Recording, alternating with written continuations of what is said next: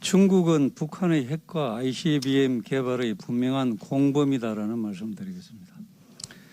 북한이 4년 전 폭파한 한북의 풍계리 핵실험장을 복구하는 움직임이 포착됐다고 북한 전문 매체 38노조 등이 보도를 했습니다. 실제로 북한이 핵실험을 감행한다면 2017년 6차 핵실험 이후 처음입니다. 최근 북한의 모라토리움 파기 행토로 볼 때 7차 핵실험은 시간 문제라는 분석이 나옵니다. 북한의 추가 핵실험 징후는 구체적입니다. 한미 정보당국에 따르면 풍계리 핵실험장에 4개의 주갱도가 있는데 그건 한 번도 핵실험이 이루어지지 않은 3번 갱도를 복구 중에 있고 현재의 갱도 복구 속도라면 7차 핵실험은 한 달 내 가능하다고 합니다. 게다가 북한이 최근까지 여러 종류의 탄도미사일 개발을 끝낸 점에 비춰 7차 핵실험은 미사일에 탑재할 소형 전술 핵폭탄 개발을 위한 폭발 시험에 나설 가능성을 배제할 수가 없는 것입니다. 국내 전문가들이 4월 15일 태양절 한미훈련기간, 4월 25일 인민군 창설 90주년 등 4월 중순 내외가 추가 도발의 유력한 시점이라고 분석하고 있습니다. 매우 심각하고 위중한 상황입니다. 그런데도 유엔 안보리가 북한의 ICBM 도발에 맞선 대응 방안을 논의했지만 상임이사국인 중국, 러시아의 반대로 추가 제재는커녕 규탄 성명조차 내지 못한 채 끝나고 말았습니다. 결국 중국과 러시아가 북한을 더욱 부추기는 행동으로 우리의 안보를 심대히 해치고 있는 것입니다. 특히 유엔 중국 대사는 북한의 도발이 한미연합훈련을 중단하지 않은 미국 때문이라며 미국 책임론까지 들고 나오고 있습니다.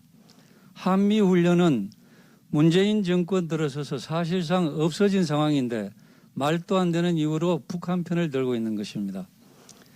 북한은 이번에 바퀴가 22개 달린 이동식 발사대에서 ICBM을 쐈습니다. 초대형 다축 트럭과 미사일 연소관을 만드는 탄소섬유, 고강도 알루미늄 등 핵 관련 부품 등은 대부분 중국을 통해 수입이 되고 있습니다.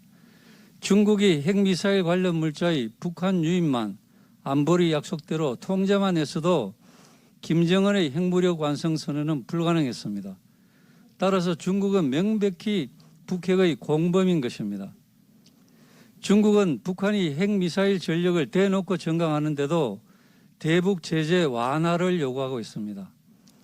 시진핑은 김정은과 5차례 만나며 고비마다 뒷문을 열어줬고 북한의 핵 개발을 미국 탓으로 돌리며 북한 비핵화를 장기과제로 만들어버렸습니다. 그 사이에 북한은 한국 방공망을 뚫을 수 있는 신형 탄도미사일 3종 세트를 개발했으며 김정은은 실전에서 쏠 수 있는 전술핵 개발까지 공언하고 있습니다. 우리나라 안보 확립을 위해서는 사도 추가 배치 등으로 다층 요격망을 구축하고 동맹 및 우방국가 군사협력을 강화하는 수밖에 없습니다. 우크라이나 전쟁에서 보듯이 국민의 생명과 주권을 지키는 것이 정부의 가장 중요한 책무인 것입니다. 중국은 북한의 핵미사일이 계속 고도화하면 한국 정부는 사드 추가는 물론이고 군사동맹보다 더한 조치도 할 수밖에 없다는 점을 명심하고 이것이 싫으면 중국은 북한의 뒷문을 열어주는 행태부터 즉각 중단해야 할 것입니다. 또한 문재인 정부도 임기 말이지만 이제라도 북한이 더 이상 상황을 오판하지 않도록 굳건한 한미동맹은 물론 한미일 삼각공조에 한치의 오차가 없도록 조치를 취해야 할 것입니다.